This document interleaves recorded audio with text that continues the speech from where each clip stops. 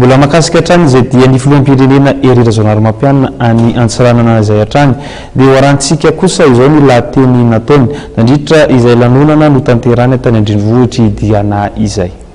Ao amin'ny Jirama io ny vahaolana, io ny ampahany vahaolana eo aminareo, io sambo io tompoko lasy tompoko avy no ampahany zany vahaolana izany fa mihoatra noho izany dia ny tsy akinatsika intsony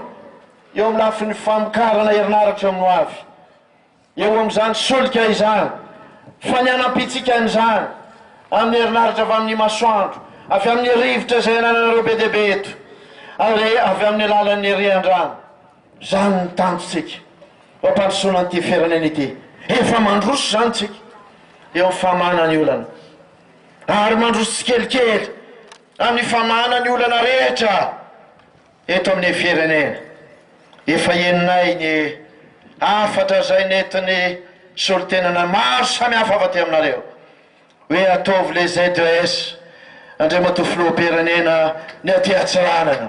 les zones économiques spéciales zay entina ampandrosoana manokana ny faritra samihafa eto Madagasikara mijoro mihitsy ny filoha-lefitra eto aminareo misy olotena aminareo te hilaza aminareo te hilaza aminay fa makasitraka amin'izany asiviteka amin'ny revidrevitra raha makasitraka an'izany nareo tompoko lasy tompoko avy ho ataotsika izany fanamby rahantsika izany ary indrindrindrindra rehefa avy aminareo ny sotro-kevitra sy ny fanohanana ny anatanterahana an'izany zay dia vonina efa vonina ary anatanteraka an'izany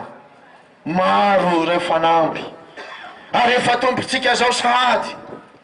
ao ny piky tsy niresaka herinaratra fotsiny tsy niresaka lalana fotsiny fa io pique 2 io zay vatsin'ny Banque mondiale dia hipakatra any amin'ny fambolena angolo kakao isika manomboka amin'iny ambanja makatiny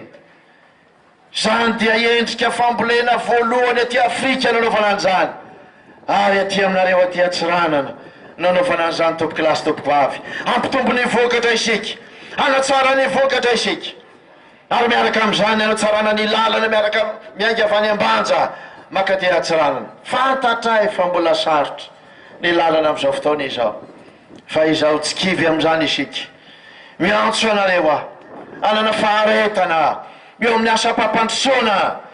satria raha dimapolo taona ny potika ny firenena tsy ao anatin'ny ray andro no anarenantsika izany.